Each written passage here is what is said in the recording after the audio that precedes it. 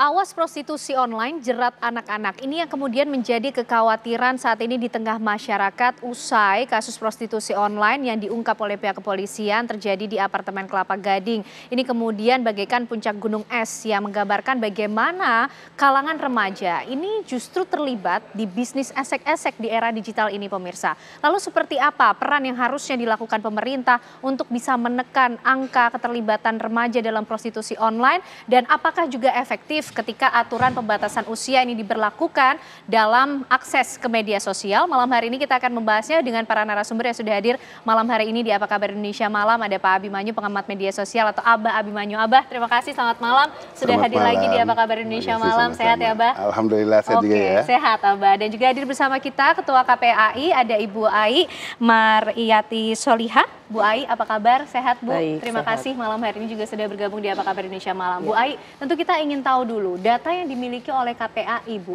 Sampai waktu terakhir, seperti apa sih angka keterlibatan dari kalangan remaja ini di bisnis prostitusi online?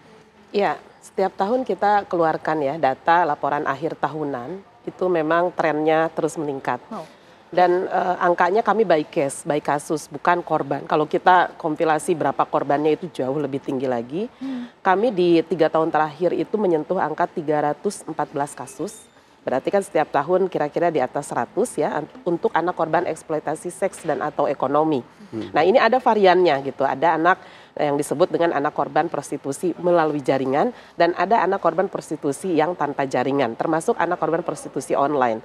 Artinya ada situasi yang diantaranya juga besarnya sindikat kejahatan yang memposisikan anak-anak kita sebagai target.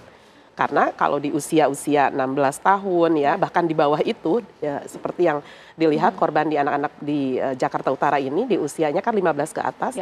Itu sangat mudah untuk dimanipulasi, baik itu melalui misalnya kerentanan dia diberi utangan, ya, kemudian dijanjikan pekerjaan yang sebetulnya tidak ada kaitan dengan aktivitas seksual gitu. Dan bahkan ya mereka sebenarnya juga lingkungan gitu yang membawa mereka masuk dalam situasi prostitusi ini. Jadi bukan satu-satunya dia misalnya ingin problem kemiskinan gitu ya, lalu dia ingin mencari kehidupan dan lain sebagainya, tetapi ini ruang-ruang yang sangat besar sekali menjadi target operasi bagi sindikat yang memang menempatkan anak-anak kita itu sebagai korban. Bu Ai, tapi yang kemudian menjadi semakin miris, ini nampaknya tidak hanya target atau korbannya saja yang dari kalangan remaja, tapi justru pelakunya atau kemudian kita bisa sebut mucikarinya ini juga remaja, Bu. Iya, itu yang kerap kami temukan. Jadi kalau konteks perlindungan anak itu ada 3, anak sebagai korban, anak sebagai pelaku, atau kita menyebutnya anak berkonflik hukum, dan anak sebagai saksi. Saksi juga banyak, Mbak, dalam situasi prostitusi ini, yang mungkin dia diam-diam tahu bahwa temannya masuk sindikat ini, bahkan dia tahu dan kemudian diajak menikmati hasil-hasilnya ini gitu. Nah, ini yang kemudian kami kaitkan dengan Undang-Undang Sistem Peradilan Pidana Anak, dan ini kita bisa lihat sangat memprihatinkan ya, lebih dari 3 anak laki-laki ya yang menjadi mucikari dalam tanda petik. Nah, sehingga ini juga memudahkan bagi gitu ya, di atasnya lagi tuh memiliki sindikatnya. Jadi anak-anak ini operator yang mengajak, diantaranya selalu yang menjadi tersasar itu ada 3 persoalan. Pertama, yang terbiasa dengan dunia malam, dia sudah memiliki petanya tuh. Yang kedua, anak-anak yang punya permasalahan dengan seksualitas, contoh. Ya mohon maaf, dalam hal ini misalnya dia korban kekerasan, sudah pacaran melampaui batas, dia sudah tahu tuh siapa yang harus dia ajak. Dan yang ketiga, situasi broken home. Dia tahu kok dia misalnya bapaknya sedang bermasalah sama ibunya, jadi kalaupun diajak gampang. Nah, ini kira-kira yang ditempatkan sebagai operator lapangan oleh sindikat di atasnya, karena pasti itu orang dewasa yang memiliki ruang lingkup harus setor berapa orang dalam setiap kali hubungan seksual, setor berapa gitu. Dan bahkan saya mendengar ini hasil kemarin ya, itu per 30 kali layanan seksual mereka dibayar. Ya, Bu, ya? Betul, yang Jakarta Selatan itu per 70 kali. Kami juga beberapa kasus di bulan-bulan ini ya yang sedang kami lakukan langkah-langkah koordinasi dan pengawasan.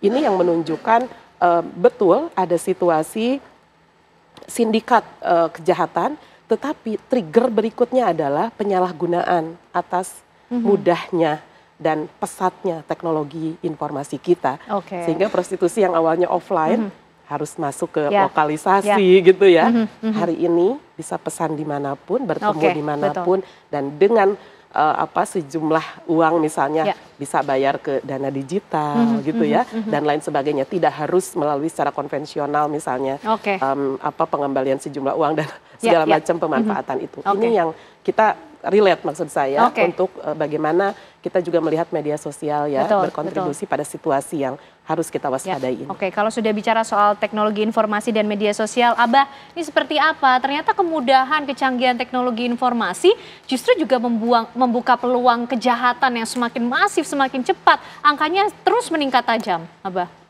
Dari bertahun yang lalu, bahkan belasan tahun sejak saya kemudian sebanyak sharing ke masyarakat, selalu saya bilang kan, yang namanya telematika membuat yang susah jadi mudah, yang nggak biasa jadi bisa, yang segala hal itu kemudahan ada di sana. Ya, yang nggak bisa jadi bisa. Yang tadinya segala sesuatu harus dilakukan secara fisik, real transaction, sekarang bisa semuanya online. Ya, ini kan memang sebetulnya suatu kemajuan, tetapi disalahgunakan, baik oleh perjudian maupun sekarang dalam bentuk prostitusi. Nah, kemudahan ini sini apa? Kemudahan dalam hal akses. Dan kemudian selalu dianggapnya adanya suatu kerahasiaan. Bahwa tenang, rahasia Anda ada dijamin, nggak akan ada ketahuan apa-apa, ini hanya kita berdua, transaksinya ini nggak ada yang tahu. Dia nggak tahu ada yang namanya konektivitas secara internet, sekali masuk semuanya orang bisa tahu. Dan apa yang dilakukan, komunikasi yang dilakukan itu semuanya bisa terekam. Ya kan? Nah, kemudian sejarah pancingan-pancingan. Semua orang yang udah pakai gadget selalu pengen nongol, ada orang tampilnya oke, tampilnya menarik. Saya pengen tampil kayak gitu, bagaimana? Ya karena bukan hidup susah. Juga, bukan hidup susah, tapi hidup mudah. Hidup mudah dari mana? Ya mudah harus secara uang, secara finansial. Dan kemudian itu yang bisa jadi pancingan. Lagi ada kebutuhan pancingan di situ, ada orang yang muda yang dibilang tadi dalam tanda kutip sebagai mucikari, dia kemudian, mau nggak di situ, mau ikutan kayak gini. Yang mengajaknya bukan itu anak muda yang kemudian muda-muda udah jadi mucikari, enggak. Ini anak-anak muda menurut saya is an actor. Jadi sebenarnya pemain gedenya tetap adalah mereka figur-figur yang dewasa yang dimana sudah memberitahu bagaimana caranya. Dengan memberikan figur muda, otomatis si korban-korban ini lebih mudah terpancing. Karena yang pergaulan adalah orang yang seumur. Tahu-tahu diajak orang yang tua kan juga ngeri dia gitu. Orang belasan tahun diajak sama orang yang puluhan tahun, 40 tahun gitu kan. Jadi harus ada yang muda dan kemudian enak lo muda kayak gini gitu, dapat cari barang apa jadi mudah.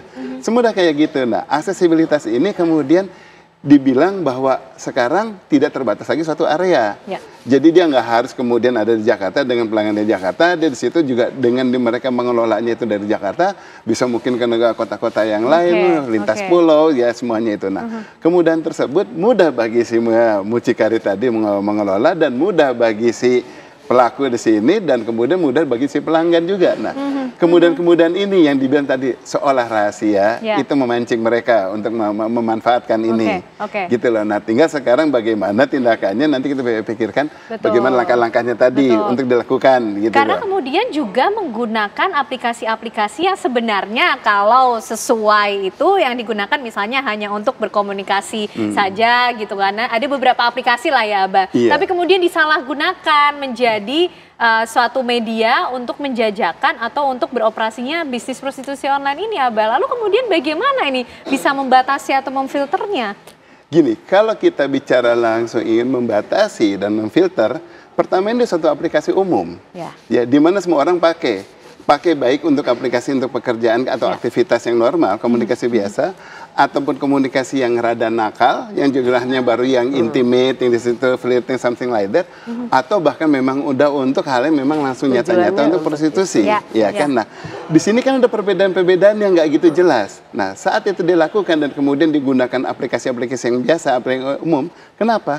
Kalau pakai aplikasi khusus, orangnya udah mulai ngeri. Kenapa ini harus ada aplikasi khusus? Jadi dengan pancingan aplikasi umum, dia bisa mendapatkan pangsa yang lebih luas, ya kan? Pendekatannya nggak langsung, dilihat dulu pergaulan sehari-hari, misalnya kalau dia di beberapa sosial media yang dia posting, ya bolehlah kita ngomong Reels, Short, atau TikTok, umpamanya gitu, apa yang dia sering posting, selalu kehidupan yang pengen sedikit bergaya, tapi uangnya kayaknya body dandannya masih kurang mampu, tinggal dipancingin dengan luxurious things gitu ya, lifestyle yang kayak gimana, dia akan terpancing. Nah, kayak gitu kan kelihatan kan, mulai itu yang didekati.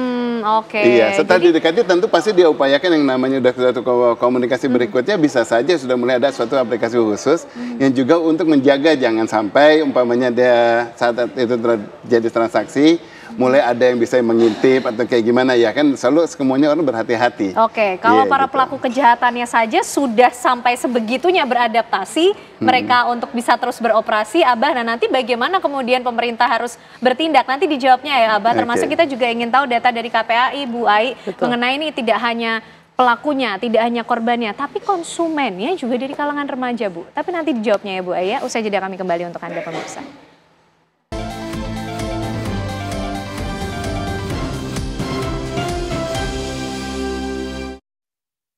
Oke, baik. Kita akan kembali melanjutkan pemirsa apa yang kemudian menjadi perhatian serius di tengah masyarakat. Prostitusi online yang melibatkan kalangan remaja ini semakin marak dan tentunya mengkhawatirkan. Bu Ai, ternyata tidak hanya korbannya, pelakunya, tapi konsumennya juga dari kalangan remaja. Data yang dimiliki KPAI seperti apa, Bu? Adakah juga kemudian mereka yang mungkin sudah mulai bisa membagikan ceritanya? Apa yang membuat kemudian mereka terjerat dalam bisnis prostitusi online ini? Iya, seperti di awal ya, concern kami kan 3 anak dalam praktek hukum kita ya. Ada yang menjadi korban, ada yang menjadi pelaku. Nah, diantaranya juga anak-anak yang terlibat dalam layanan seks, misalnya membeli, memesan gitu ya. Ini juga kami lakukan pengawasan dan juga yang menyaksikan. Saksi ini kan bisa mendengar gitu ya, bisa jadi temannya orang yang menjadi korban dan lain sebagainya.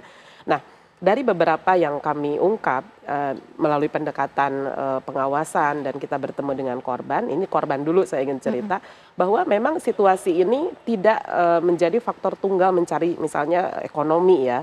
Ada juga sisi lainnya, diantaranya mereka itu sudah misalnya memiliki utang. Ya, jadi ada kerentanan situasi dirinya, sehingga itu tuh agak sulit dia keluar masuk dari lingkungan tersebut gitu. Yang kedua, kalau kita mengenal dalam eksploitasi seks online itu ada yang disebut seksorsion. Adanya tingkat pemerasan oleh seseorang.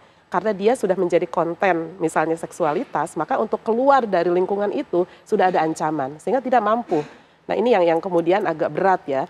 Dan yang ketiga, dia memang pada aspek kemudian dijerat menjadi pelaku. Dia juga ngajak orang. Kalau ini misalnya dibocorkan, kamu itu jadi bukan korban lagi, tapi menjadi pelaku. Nah, ini eskalasi gitu ya situasi ini. Nah, tentu concern KPAI tetap mendudukan anak ini hakikatnya adalah korban. Karena mereka itu selalu luput dari misalnya kasih sayang orang tua, pengasuhan orang tua gitu ya. Kebanyakan seperti itu ya, Bu? Kebanyakan seperti itu background awalnya gitu. Sehingga ya memudahkan tadi langkah-langkah eskalatif yang diperoleh anak.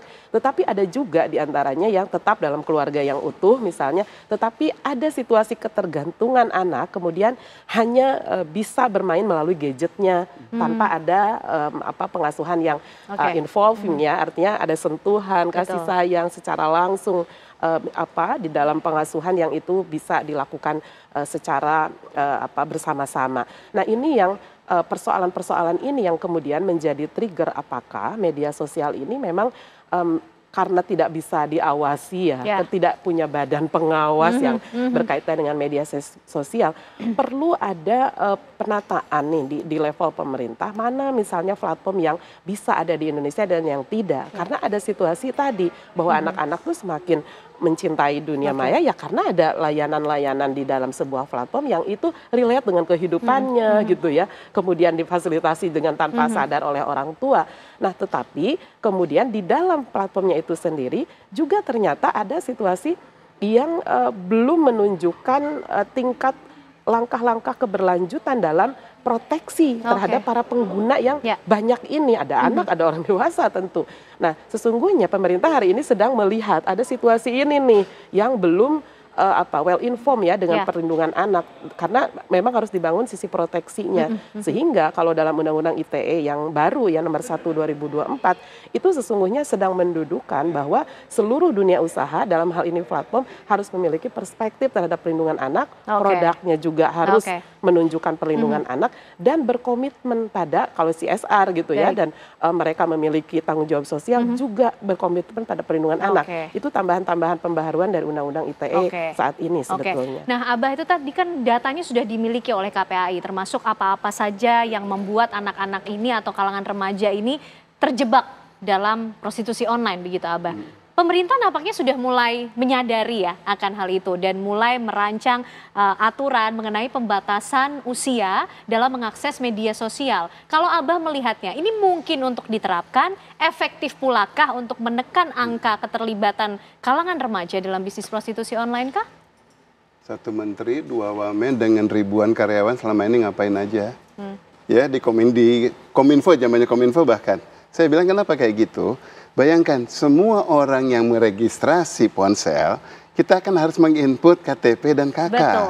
Ya kan ada umur di sana, ada verifikasi di sana. Jelas kalau kita ngomong KTP berarti ada umur tertentu yang baru boleh menggunakan itu, ya kan? Nah, kalau itu saja bisa dikontrol benar-benar, jadi jangan KTP abal-abal yang bisa dimasukin kemudian KTP orang mati masih bisa diinput dan lain sebagainya. Bisa ditekan angkanya. Sudah terjadi screening otomatis lebih banyak di situ, ya. Semua aksesibilitas selalu berbasis nomor ponsel. Ya kan, semua transaksional sebenarnya berbasis nomor ponsel. Yang namanya OTP, one time password dan lain sebagainya, interaksi semua ini berbasis nomor ponsel. Jarang berbasis email, rata-rata dari nomor ponsel. Tinggal dilihat aja transaksional yang berbasis SMS atau apa yang semuanya menggunakan nomor-nomor ini bisa di screening dari sana. Kalau ada dari nomor yang kemudian sudah di luar dari nomor yang sudah ada data yang waktu registrasi yang 444, itu otomatis itu adalah bukan dari nomor yang sudah terdaftar. Ini bisa di screening otomatis ya. Nah, saat itu sudah dilakukan sudah lumayan banget data tersebut. Nah, kemudian dilihat aktivitasnya. Dilihat aktivitasnya apa? Sekarang dibilang umpamanya kita mau mengontrol dari sosial media dan sebagainya. Dan aktivitas apa? Transaksi satu-satu. Bisa, memang pemerintah ngelihat sosial media segitu banyak transaksi. Pengguna sosial media bisa dianalisis artinya sebenarnya. Pengguna Indonesia itu misalnya di TikTok saja, penggunanya itu ada kedua terbesar di dunia. Hampir 200 juta, 190 juta pengguna gitu kan. Untuk internetnya. Nah, pengguna TikToknya itu sekitar 120 atau 130 juta. Ya, kedua terbesar di dunia. Kemudian memang karyawan Komdigi ada berapa banyak yang mau mengurus satu persatu semuanya transaksional? Nggak bisa kan? Nah, harus dibangun sistem. Gini, seperti apa, Abah? Kalau kita bilang mau membangun sistem, kontrol ujung-ujungnya apa? Asik di kementeriannya, ada proyek, akhirnya kemudian untuk mengontrol di sini. Karena yang penting akhirnya fungsi pengawasan dan kontrol dari sistem yang kemudian dirancang itu. Yang penting kalau bagi saya selalu dari dulu saya ngelihat kalau dari kementerian, bukan berarti saya anti pemerintah ya, tetapi aktivitasnya dari kementerian selalu apa? Yang penting segala satu hal kecil jadi proyek. Semuanya kasus di sini jadi proyek. Nanti habis ini lihat akhirnya ada proyek segala untuk mengontrol ini itu. Sementara yang sudah ada saja tidak dimanfaatkan. Harusnya dimanfaatkan dulu untuk kemudian dilihat apa yang bisa kekurangan dari sana itu yang dikembangkan. Jangan bikin baru yang lama diignore. Ya itu. Nah kemudian sekarang kita bicara dari transaksional. Kita bilang mau didekati sekarang dari penyedia layanan. Penyedia layanan sudah diterapkan yang namanya PSE, penyediaan sistem elektronika, sudah dibatasi di sana. Kemudian kalau dibilang ada sesuatu hal-hal yang kayak gini langsung umpamanya penggunaan yang di luar batas, anak-anak di bawah umur itu mesti langsung di-cut. Kategorinya itu batasannya apa? Dari tekstual kah, dari konten kah, apa dari konteks kah, atau dari apa? Berarti ada satu persatu penilaian. Ya karena itu tidak real. Jadi tidak sesederhana membatasi usia saja. Ada kemudian unsur-unsur detail yang perlu diatur di situ. Gini katanya, kalau umpamanya sekarang input semua layanan sosial media harus waktu saat input tanggal lahir harus kelihatan yang umurnya di bawah itu nggak boleh. Data itu ada yang namanya data definitif, which is KTP, itu data definitif ataupun akte kelahiran. Ada data komunikatif yang dia sampaikan. Ada data relatif. Apa data relatif? Kalau di aplikasi yang dewasa, dia inputnya dia sebagai 21 tahun. Tetapi kalau dari aplikasi yang kemudian umpamanya dia pengen kelihatan muda, dia input 13 tahun atau berapa. Nah, namanya data relatif. Jadi kalau untuk aplikasi yang dewasa, dia inputnya anak kecil, pasti otomatis dia kan tidak masuk situ. Padahal dia ingin masuk ke sana. Nah, saat data relatif ini yang kemudian digunakan, lalu pemerintah mau kontrolnya dari mana? Mau screening dari situ? Nggak bisa. Nah, penyedia layanan sosial, penyedia layanan sistem elektronik, juga dia sudah mempunyai yang namanya policy dan aturannya. Ya kan, agreement pasti dia klik di situ ya semuanya harus udah dibaca dan pasti itu yakin dia udah dewasa dan dia patut. Nah kalau dia bilang saya nggak patut tetapi saya klik agree yes selesai dia berhak. Baik Abah, artinya sebenarnya pemerintah itu sedari dulu sudah bisa melakukan hal ini, tinggal dimaksimalkan kemudian fungsi ataupun juga peran dari yang terkait untuk bisa mengatur tujuannya tentunya untuk menekan angka keterlibatan remaja di prostitusi online, sekaligus juga tidak lepas dari pengawasan orang tua yang dituntut lebih lagi ya Bu Aya. Betul-betul nggak bisa saja, Bu Aya. Pembatasan itu menjadi satu-satunya harapan kita menekan kejahatan di ranah daring. Tetapi dari awal fungsi orang tua mengawasi, memberikan digital parenting ya, dan kemudian menjadi role model itu yang utama dan jangan sampai terlewatkan. Kita sudah tangkap apa yang kemudian menjadi kuncinya. Tentu kita harap pemerintah betul-betul serius mengenai kasus ini karena tentunya berkaitan dengan masa depan dari anak bangsa. Terima kasih Bu Ai, terima kasih Abah malam hari ini sudah bergabung bersama kami di Apa Kabar Indonesia Malam.